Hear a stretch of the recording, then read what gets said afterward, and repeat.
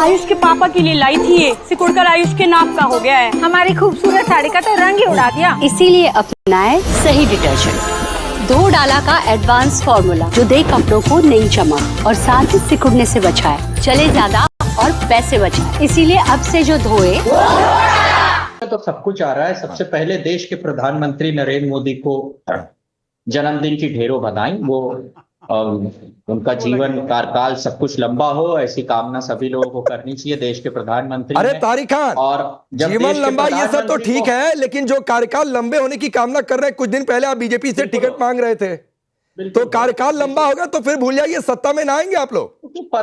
Personal दुश्मनी, रोज इस बगल में बीएचपी के नेता बैठे हैं, हैं, बीजेपी के नेता बैठे हैं और आप हैं, ये लोग रखते हैं। हम लोग दिल के साफ हैं, देश के प्रधानमंत्री हैं, दिल से मुबारक। चलिए सवाल पर आइए, ठीक है, मुबारकबाद हो गई, सवाल पर आइए। दिल से मुबारकबाद आज के दिन, बाकी तो सब कुछ ठीक है। अभी आपने बता रहे थे किसने क्या कहा। सेना को पता नहीं किसने कहा था कि नालायक है और इससे सेना का गौरव बढ़ गया। पता नहीं किसने कहा था, ठीक, बीजेपी के एक विधायक ने, और इन्होंने तुरंत उसको बाहर निकाल दिया। पता है, उसने कहा था सेना सो रही थी। अच्छा, पता नहीं किसी ने, बीजेपी के एक नेता ने कहा था कि वो आतंकियों की बहन है, हमारी बहन कुरैशी, पता नहीं किस बीजेपी के। और जैसा ही उसने कहा तो भाई मेरा दिल खुश हो गया। बीजेपी ने तुरंत उसको पार्टी से निकाल दिया, देश से भी निकाल दिया। अच्छा, देश से भी निकाल दिया। अच्छा, एक और बहुत बड़े नेता, उन्होंने क्या कहा कि मोदी जी के चरणों में थी सेना, उसको भी इन्होंने तुरंत ही पार्टी से बाहर का रास्ता दिखा दिया, 100 साल के लिए निष्कासित कर दिया पार्टी से। इतनी महान पार्टी, जय जयकार होनी चाहिए। तारिक खान, राम गोपाल यादव जी ने, तारिक खान सुनिए आपको, सुनिए राम गोपाल ने आतंकियों की बहन नहीं कहा। नहीं सुनिए ना, सुनिए, ये जस्टिफाई मत करिए, सुनिए। निकाल लीजिए। राम गोपाल यादव जी ने जो कहा, आप जस्टिफाई आपको मौकरी नहीं, मैं किसी को जस्टिफाई नहीं कर रहा हूं। आपसे मैंने कहा था कि आपको मेरा सवाल समझ में आया, या फिर आप कांग्रेस पार्टी की तरह कहेंगे कि सवाल नहीं समझ में आया।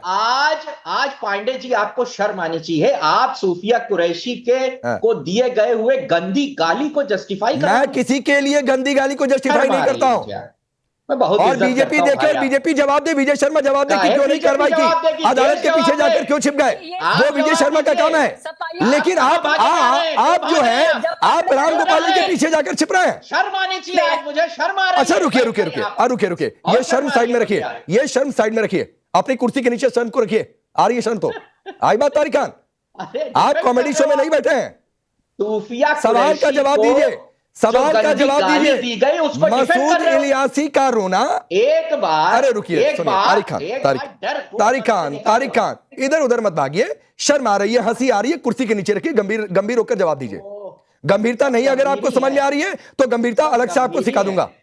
नहीं सिखाइए, अब यही तो बचा है। चलिए सवाल पर आइए, गंदी गाली दी, सवाल पर आइए, सवाल पर। आपसे सीखे, यही इतने बुरे दिन नहीं आए कि आपसे। तो सर इतने बुरे दिन मेरे भी नहीं आए तारिक खान, कि यहाँ पर आकर आप नॉनसेंस टाइप की बातें करें, तो मेरे बुरे दिन भी इतने नहीं आ गए। नॉनसेंस मत बोलो, ठीक है? नॉनसेंस आपको नहीं बोल रहा हूँ, आपकी बातों को बोल रहा हूँ, आपको नहीं बोल रहा हूँ तारिक खान, सही से तारिक खान आपको नहीं बोल रहा हूँ, आपकी बातों को बोल रहा हूँ। तारिक खान चुप, तारिक खान बेशर्मी, वो तो ये तो इनकी एक मिनट रुक जाइए। तारिक खान ऐसे आप ना मुंह हिलाते रहिए, मैंने आपको नॉन से बेहतर है कि भाग जाइए डिबेट से मेरे सामने से। और मैं फिर रिपीट कर रहा हूं तारिक खान, रिपीट करके देखना कि आपको मैंने नॉनसेंस नहीं कहा था, मैंने कहा था आपकी बातों को नॉनसेंस, क्योंकि आप डिबेट को लगातार घुमाने की कोशिश कर रहे हैं।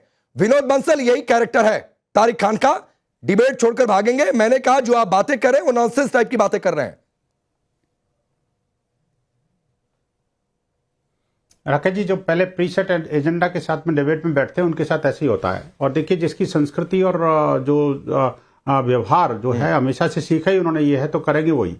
हमारे जो आदर्श पुरुषों की मौकरी बनाना और जिस टॉपिक पर डिबेट है उस टॉपिक से भाग करके दूसरी इधर उधर की बातें करके और फिर उसके बाद में विक्टिम कार्ड खेद करके चले जाना, यही इनकी कल्चर है बेसिकली।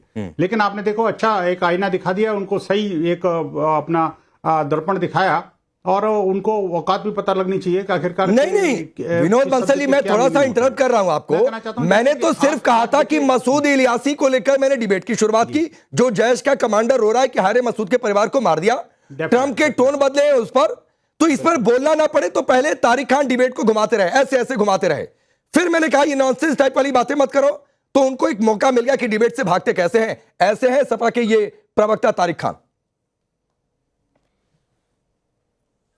नहीं राकेश जी, बात ये नहीं है। देखिए, वो भागे इसलिए नहीं है कि आपकी बात कोई चुभ गई उनको, भागे इसलिए है क्योंकि मसूद अजहर का जवाब कैसे दें आखिरकार। वो उनकी समस्या ये है कि आखिरकार जो पाकिस्तान ने जो बोला है अब वो उनके गले में फंस रहा है, ना तो इधर रहे ना उधर रहे, ना उनके पक्ष कर सकते हैं ना विपक्ष कर सकते हैं। हाँ, क्योंकि हिम्मत नहीं है उनका विपक्ष में बोलने का, क्योंकि जो ये बयान पार्टियां देती हैं उन पार्टियों के बयानों पर आखिरकार कौन ताली बजाता है? पाकिस्तान ना। पाकिस्तान अभी तक ताली बजाता रहा है। अब पाकिस्तान की बात पर इनको ताली अंदर अंदर से तो निकल रही है, लेकिन खुले में नहीं दे सकते। उनको पता है आगे बिहार में इलेक्शन है, लोग मारेंगे इनको, उल्टा करके मारेंगे, तो इसलिए बात पर बोल नहीं सकते। तो आपकी जो स्ट्रेट फॉरवर्ड बात है उस पर जवाब कैसे दे देंगे भाई? आप कैसी बात करो, इतने वरिष्ठ पत्रकार होकर के और एक नेशनल बड़ी चैनल पर आप बैठ करके आप ऐसा एक्सपेक्ट कर रहे हैं कि जो नमाजवादी पार्टी है वो आखिरकार इन सब बातों का जवाब देगी क्या? जवाब देने के लिए आती नहीं वो। जो कि और अब देखिए कांग्रेस का जो चाल चरित्र चेहरा है वो हमेशा और भारतीय जनता पार्टी का पाकिस्तान प्रेम की बात करो। आजादी से पहले आप सरकारें बना रहे थे, सेकंड क्लास बना के रखा मुस्लिम लीग के साथ। ये कांग्रेस आजादी के बाद जब भारतीय जनता पार्टी की स्थापना हुई तो उसमें सबसे बड़ा फंडर जो था नूसली वालिया, वो जिन्ना का। राकेश जी देखिए, मैं इनके बीच में नहीं बोला था, लेकिन ये अश्विनी मिश्रा जी, मैं आता हूं बीच में। अश्विनी मिश्रा जी, विनोद बंसल, सुनिए अश्विनी मिश्रा जी, सुनिए ना सर, सुनिए। अरे अश्विनी मिश्रा जी, आप तब तक वो बैनर दिखाइए। अश्विनी मिश्रा सुनिए, पाकिस्तान प्रेम, अश्विनी मिश्रा सुनिए ना, पाकिस्तान प्रेम की बात, अश्विनी मिश्रा सुनिए ना सर। अरे अश्विनी मिश्रा सुनिए, अभी पाकिस्तान प्रेम तो पाकिस्तान में आपको लेकर जो प्रेम है वो भी बातचीत हो जाएगी। अभी वो बैनर पोस्टर दिखाइए, तब तक जब तक आपकी बारी नहीं आती है तब तक विनोद बंसल और सारिका पासवान अपनी बात रखेंगे। विनोद बंसल ही पूरी करिए। राकेश जी मैं ये कह रहा हूं, देखिए कि जो पाकिस्तान बोलता है उसका समर्थन भारत में कौन करता है, और जो भारत का विपक्ष बोलता है उसका विश्व भर में समर्थन कौन करता है? मुझे बताने की आवश्यकता है क्या? आप तो सुधी दर्शक अच्छी तरह जानते हैं। आप मुझे बताइए कि कौन सा विपक्ष का नेता है जो विदेश में जाकर के और अपने भारत की बदनामी करवाता है? एक थोड़ी है, जिस देश में जाएंगे वही बदनामी करवाते हैं, खुद जाकर के खुले में बोलते हैं। मोदी जी तो आखिरकार ये उनके देशभक्ति के बारे में मुझे सर्टिफिकेट देने की आवश्यकता थोड़ी है। ठीक है, मैं क्यों बताऊंगा? सारिका जी देखिए, ये बोल पड़े ना, चोर की दाढ़ी में तिनका। ठीक है, मैंने नहीं बोला। हाँ ठीक है। विनोद जी आता हूं। सारिका पासवान भी एक बोल दे। सारिका पासवान के पास सवाल। सारिका पासवान, क्या आप मानेंगी कि पाकिस्तान से अमेरिका तक गेम बदल गया है? आतंकी रो रहे हैं, इशाक डार खुद ये बोल रहे हैं कि भारत ने अमेरिका के मध्यस्थता के प्रस्ताव को माना नहीं। ट्रंप के टोन बदल गए क्योंकि उन्हें लग गया है कि भारत अपने हितों से समझौता करेगा नहीं। तो जो आप लोग ये सरेंडर थ्योरी, दूसरी थ्योरी लेकर आए थे, वो सारी फेल हो गई। क्या राकेश जी सच में मोदी जी बड़े सख्त हैं? तो पुलवामा वाले आतंकवादी कहाँ हैं भाई? पहलगाम वाले आतंकवादी कहाँ हैं? और वो डीएसपी देवेंद्र सिंह जिन्होंने पुलवामा कांड में आतंकवादियों को लाने और पहुंचाने का काम किया था, जिनको कि बेल हो गया, वो कहाँ है भाई? मोदी आतंकवादियों पे सख्त हो गए, बाप रे, सच में क्या? लेकिन इतनी मात्रा में आरडीएक्स आया कहां से, उसका पता चला क्या? मोदी जी इतने बड़े 56 इंच वाले छाती वाले डोनाल्ड ट्रंप, जिनके बारे में कितनी बार कहा कि मैंने मोदी को बोल करके वार रुकवा दिया, मोदी जी क्यों नहीं कहें कि डोनाल्ड ट्रंप झूठ बोल रहे हैं, फ्रॉड है डोनाल्ड ट्रंप? अभी आप लोग कह रहे हैं कि मोदी की तारीफ कर रहे हैं डोनाल्ड ट्रंप बार कर, लेकिन 140 करोड़ जनता के सामने जो झूठ का लिबास उतार दिया डोनाल्ड ट्रंप ने मोदी जी। मुझे बताइए आखिरकार आप क्यों नहीं बोलते इस बात को? अरे मोदी जी तो इतने सख्त हैं उनके, मतलब सरेंडर करना पड़ गया उनको। और ट्रंप जी जब 140 करोड़ जनता के सामने इनकी झूठ का लिबास उतार के इनको, अच्छा सारिका पासवान सुनिए, इन सब बातों का जवाब विजय शर्मा देंगे। सुनिए, डोनाल्ड ट्रंप ने आखिरी बार कब बोला था ये युद्ध रुकवाने वाली बात? मुझे बताइए, आखिरी बार कब बोला था? कितने दिन पहले? अरे हमको लगता है कि मोदी जी को फिर से पाकिस्तान जाके बिरयानी, अरे कितने? नहीं ये सब नहीं है, ये सब आप फिर घूमने लगी तारिक खान की तरह। अब आप फिर घूमने लगी तारिक खान की तरह। मैं आपसे पूछ रहा हूँ, आखिरी बार कितने दिन पहले बोला था युद्ध रुकवाने की बात? आखिरी बार कितने दिन पहले बोला था युद्ध रुकवाने वाली बात? मोदी जी कब खाने गए थे आखिरी बार बिरयानी पाकिस्तान से? मुझे फिर मुद्दे से भटक रही है सारिका पासवान। मैं चैलेंज करता हूं, आपकी बात का जवाब नहीं देंगे। नहीं रुक जाइए, रुकिए विनोद जी, वो जरा देश भी समझे। सारिका तो रटे सारिका जी, आखिरी बार डोनाल्ड ट्रंप ने कब युद्ध रुकवाने की बात कही थी? आखिरी बार आपने किसी आतंकी को ऐसे रोते हुए कि भारत ने मार दिया कब सुना था? मोदी जी के सच्चे भक्त हैं राकेश जी, अगर आप मोदी जी के सच्चे भक्त हैं तो सिर्फ इतना बता दीजिए कि मोदी जी पाकिस्तान बिरयानी ये आप लोगों का सियासी विलाप है सारिका पासवान, के चक्कर में वो ये आप लोगों का सियासी विलाप है। विजय शर्मा रिप्लाई करिए, फिर विनोद जी आ रहा हूं। ये आप लोगों का सियासी विलाप है सारिका पासवान। सियासी विलाप देखिए- मोदी जी का है। मोदी जी देखिए राकेश जी, मैं बिंदुवार पाकिस्तान को ले आते हैं। इसका जवाब देता हूं। अभी वो जो भाग गए समाजवादी पार्टी गुंडों की पार्टी के प्रवक्ता, वो किस लिए भाग गए? क्योंकि उन्हें सच्चाई सुनने की हिम्मत नहीं है।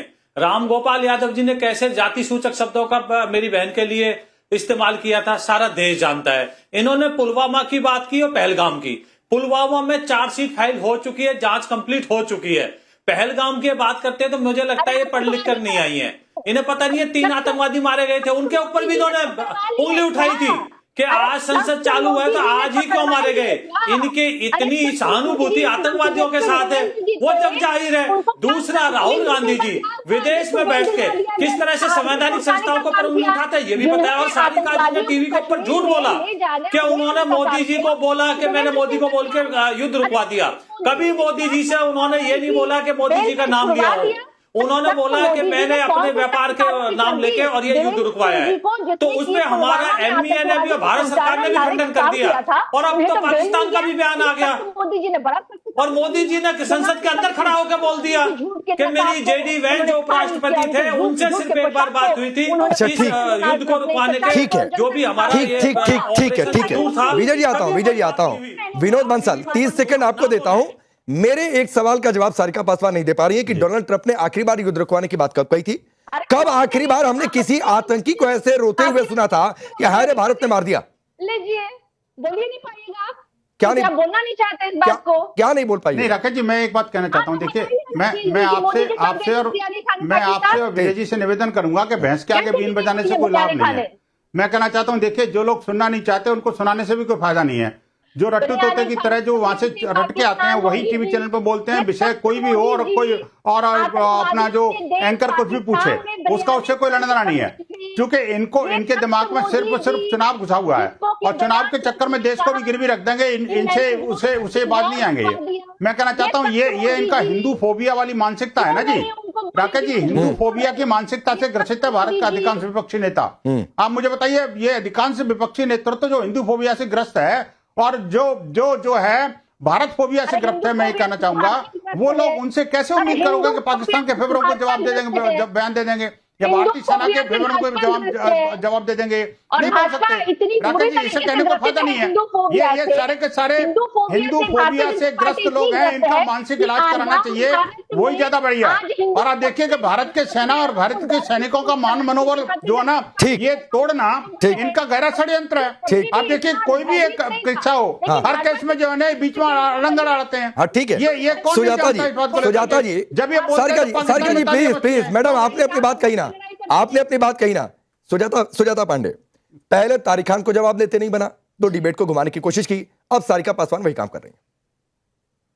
देखिए राकेश जी, आप जो ये सवाल पूछ रहे हैं ये जियोपॉलिटिकल सवाल हैं, ये वैश्विक स्तर के सवाल है कि वहां पर डिप्लोमेसी में किस तरह की भाषा का इस्तेमाल होता है। आप ऐसे लोगों से सवाल पूछ रहे हैं जो अपने क्षेत्र से अभी तक बाहर नहीं निकले, किसी दूसरे राज्य में गए तो वहां पर नोटा से भी कम इनको वोट पड़े, तो इनकी राजनीतिक समझ उतनी ही है कि तू तड़ाक कर लो, डिबेट पे बैठ के जाति कर लो या फिर कोई ग्रंथ हो उसको फाड़ दो, वहां से इनकी प्रसिद्धि होती है। जहां भी आप इनको वैश्विक स्तर की किस तरह की डिप्लोमेसी, तो क्या मोदी जी को तू तड़क वैसे करना चाहिए था जैसे कि लालू प्रसाद या तो